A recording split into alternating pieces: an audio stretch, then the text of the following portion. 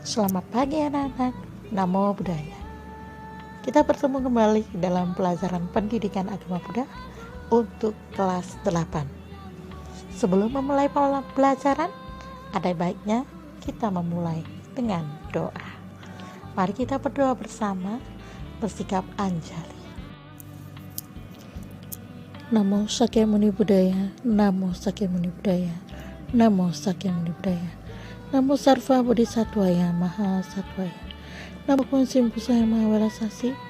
Kami beranjali dan bersyukur atas ikatan karma baik kami, sehingga memiliki kesempatan untuk belajar dharma yang indah pada awalnya, indah pada pertengahannya, dan indah pada akhirnya. Kunsim Pusaya Maha Welasasi, kami sadar atas buah karma kami sendiri. Kami bertekad untuk merubah diri kami ke arah lebih baik, agar berguna bagi orang tua dan lingkungan kami. Kami berusaha penuh dengan perasnya. Berkailah kami yang agar memperoleh kebijaksanaan untuk belajar Dharma hari ini, sehingga kami mampu menjadikan Buddha Dharma sebagai pedoman hidup kami sehari-hari. Semoga kami berbahagia, semoga keluarga kami berbahagia, semoga lingkungan kami berbahagia, semoga semua makhluk berbahagia. Sabisada Babantu Sukitata. Sadhu, sadhu, sadhu. Baiklah, dalam pertemuan kali ini kita akan belajar tentang masa membabarkan Dharma dari tahun ke-5 sampai ke-20. Video ini dibagi menjadi 2 session, sehingga Anda setelah mengikuti satu video, silakan mengikuti video berikutnya untuk mendapatkan tugas refleksi. Adapun tujuan pembelajaran hari ini, kiranya kita setelah mempelajari session hari ini, kita dapat menintrospeksi diri dan menjadikan Buddha sebagai pedoman kita. Tahun ke-5 584 sebelum Masehi. Pada saat itu adalah musim hujan. Buddha berdiam di Balairung Puncak Mahawana di dekat Waisali. Peristiwa utama yang terjadi pada tahun ke-5 ini adalah wafatnya Raja Sudodana. Buddha mengizinkan Ratu Mahaprajapati Gotami bersama ke-500 Yanta untuk menjadi bhikkhuni. Ketiga, mendirikan Sangha Bhikkhuni. Keempat, membabarkan khotbah penyaluran dana Dakina Wibangga Sutta. Raja Sudodana adalah ayah dari Pangeran Siddhartha. Ratu Mahaprajapati Gotami adalah ibu asuh dari Pangeran Siddhartha. Nah, sebelum menjadi Buddha, beliau adalah seorang pangeran yang bernama dengan Pangeran Siddhartha. Nah, setelah Raja Sudodana meninggal dunia, sang ratu merasa tidak lagi memiliki tugas duniawi. Maka beliau bersama 500 wanita Sakya memutuskan untuk menjadi bhikkhuni. Tahun ke-6 583 sebelum Masehi. Pada musim hujan, Buddha berdiam di Bukit Mangkula di dekat Kosambi, Vamsa.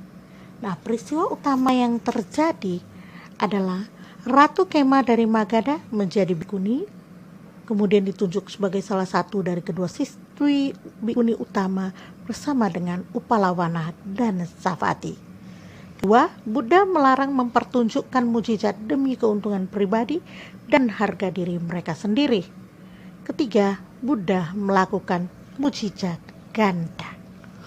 Baiklah, siapakah Ratu Kema?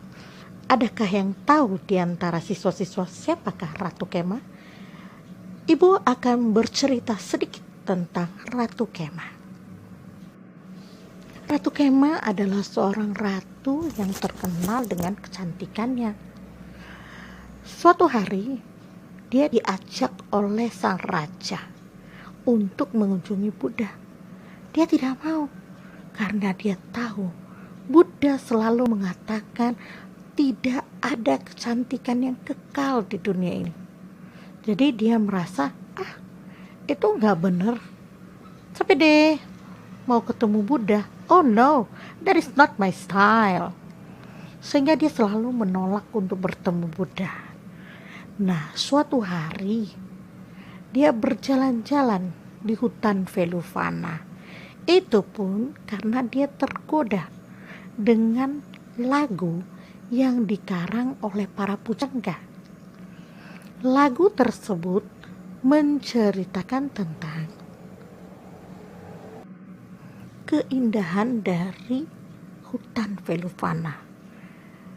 Beliau penasaran, masa sih di dalam kerajaan ini ada hutan demikian indahnya? Saya juga ingin melihatnya dong. Tapi tolong dirahasiakan ya para dayang-dayang. Saya tidak mau bertemu Buddha karena Buddha di sana. Saya hanya mau menikmati hutan tersebut. Demikianlah Ratu Kema kemudian pergi ke hutan tersebut bersama dayang-dayangnya sekedar untuk menikmati pemandangan alam di hutan tersebut sesuai dengan syair lagu para pujangga. Tetapi Ratu Kema tidak mengetahui bahwa sebenarnya Buddha melihat kedatangan dia. Ratu Kema mengendap-endap mendekati tempat Buddha membabarkan Dharma. Buddha melihat beliau dan mengetahui bahwa Ratu Kema sedang memperhatikan Buddha. Oleh karena itu, Buddha dengan kekuatan batinnya menciptakan dayang-dayang yang cantik yang sedang mengipasi Buddha. Ratu Kema merasa terkesima dengan bayangan cantik tersebut. Dia berkata dalam hati, "Hei, siapa dayang-dayang itu? Kenapa begitu cantik? Dan ini Buddha ini katanya gak begitu tertarik dengan kecantikan orang. Kenapa dayang-dayangnya begitu cantik?"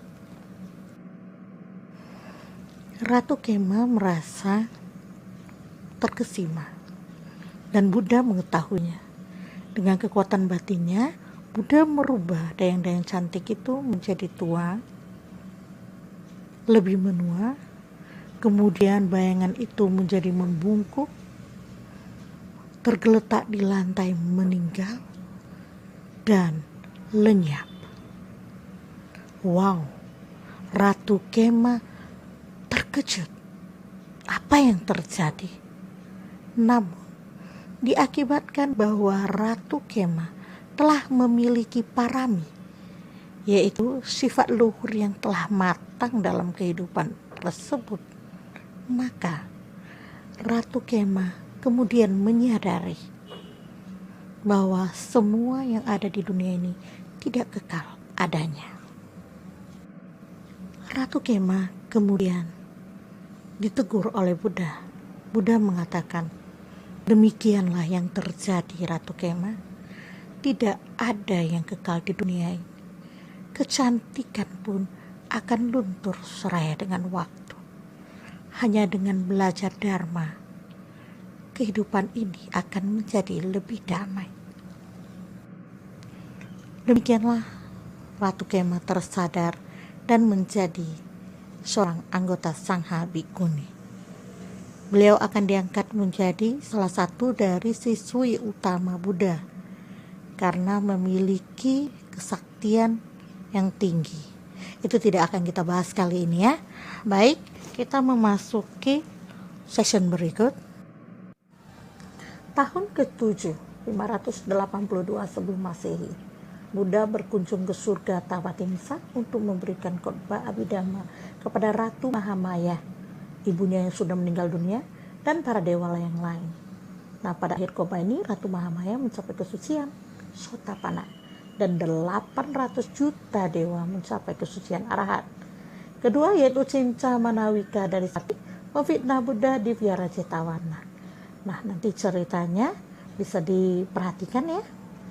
Kemudian kejahatan Cinca terbongkar dan beliau masuk ke neraka Avici. Nah, di sini saya juga sertakan gambar bagaimana si Cinca ini memfitnah Buddha. Nah, ceritanya dibaca ya. kita lanjutkan pada tahun ke-8. Pada musim hujan, Buddha berdiam di hutan Besakala di dekat Sumsumaragiri ya. Pada peristiwa ini, pohon Pangeran Bodhi Raja Kumara mengundang Buddha ke Kokananda Istana Baru untuk menerima dana makanan, dan Buddha membabarkan khotbah tentang Bodhi Raja Kumara atau yang disebut dengan Bodhi Raja Kumara Sutta. Dalam kesempatan ini, Ibu tidak akan membahas tentang sutta. Yang penting Anda mengerti setiap peristiwa yang terjadi di masa pembabaran Dharma. Tahun ke-9, 580 sebelum Masehi. Pada musim hujan, Buddha berdiam di Vihara Gosita di Kosambi, Vamsa. Peristiwa utama yang terjadi pada tahun ke-9 adalah Magandia membalas dendam karena Buddha menolaknya sebagai istrinya. Peristiwa lain yang terjadi tahun ini adalah sengketa di antara para biku di Kosambi. Nah, untuk selengkapnya kita bisa baca kitab Majjhima Nikaya 48 tentang Kosambiya Sutta. Ya, ini kita bisa search ya di Google, tapi tidak Ibu tampilkan semua karena bagi Ibu ini bahannya terlalu banyak.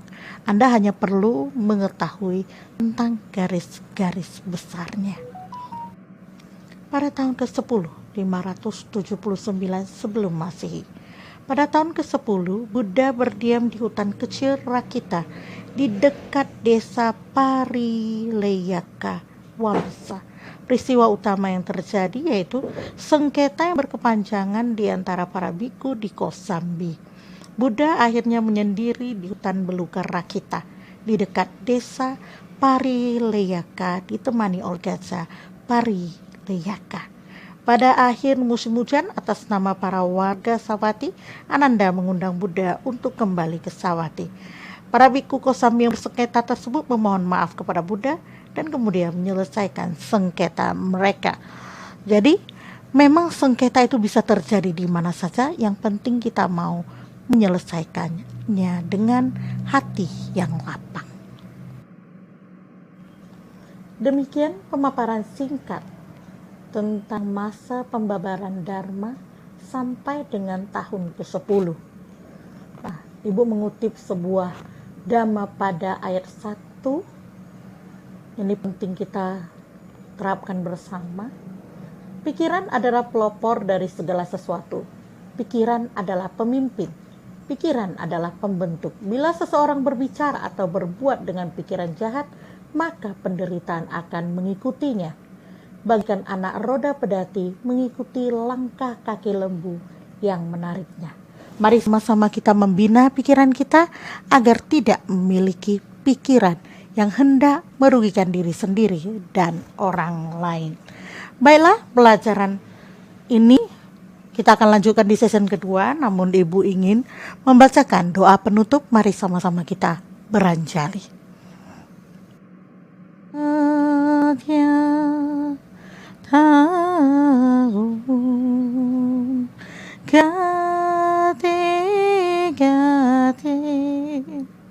Param gate, parasam gate, bodhiswaha.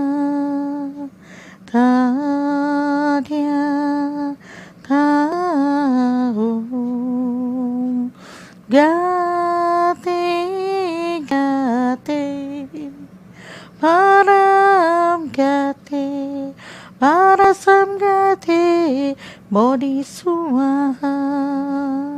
Tadya tahum gate gate param gate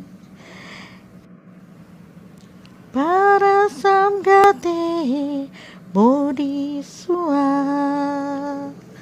Semoga apa yang kita pelajari hari ini menjadikan kita pribadi yang lebih baik, mengikis rasa loba, keserakahan, dosa, kebencian, dan moha, kebodohan batin di dalam diri kita. Sabesata Bhavantu Sukhitata, semoga semua makhluk berbahagia. Sadhu, sadhu, sadhu.